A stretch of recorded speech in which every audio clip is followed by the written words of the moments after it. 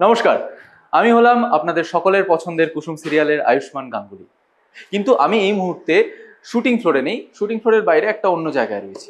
কোথায় রয়েছে সেটা কিন্তু বলবো না, সেটার জন্য আপনাদেরকে সেটা জানতে হলে আপনাদেরকে দেখতে হবে কুসুম। হ্যাঁ, কিন্তু আমি কেন রয়েছি শুটিং এর জন্য অবশ্যই, কিন্তু শুটিং এ সেখানে এখানে মানে এই জায়গাটায় কি শুট চলছে, কিসের সিকোয়েন্সের শুট চলছে, একটা টুইস্ট রয়েছে। এমনিতেই আপনারা দেখতে পাচ্ছেন এই মুহূর্তে যে আয়ুষ ভীষণ বিভ্রান্ত হয়ে রয়েছে যে ও মাকে সত্যিটা বলতে পারেনি, মাকে সত্যি না বলে এত বড় একটা কাজ করেছে, অ্যাড শুট করেছে এবং সেই অ্যাড শুটের জন্য সে অ্যাওয়ার্ড পেতে চলেছে এবং তখনও মা জানে না সত্যিটা। এই নিয়ে ও ভীষণ বিভ্রান্ত।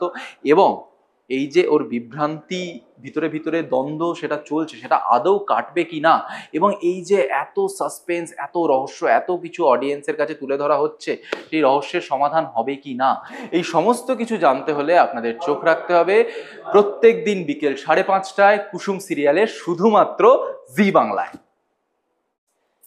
নমস্কার সকলকে, আমি হলাম কুসুম। আর আপনারা তো জানেনই যে বিয়ের শুটিংয়ে আমার পাশে রাতুল সাহেবের জায়গায় বসেছিলেন ছোট সাহেব। এবার সেই অ্যাডভার্টিজমেন্ট নমিনেট হয়েছে একটা অ্যাওয়ার্ড সেরেমনির জন্য, কিন্তু দেবীমা বলেছেন যে সেও ওই অ্যাওয়ার্ড সেরেমনিটা দেখবে। দেবীমা যদি দেখে ফেলেন তাহলে আমাকে দেবীমা বাড়ি থেকে বের করে দেবেন না তো? আমার আর দেবীমার সম্পর্কে কোনো আঁচ লাগবে না তো? ছোট সাহেব দেবীমাকে ভালোবাসবেন তো? আর ছোট সাহেব যে দেবীমায়ের থেকে এত বড় একটা কথা লুকিয়েছে সেটা দেবীমা জানলে কি হবে, সেই সব জানার জন্য আপনাদেরকে কিন্তু দেখতে হবে কুসুম, সোম থেকে রবি ঠিক বিকেল 5:30টায় শুধুমাত্র জি বাংলার পর্দায়।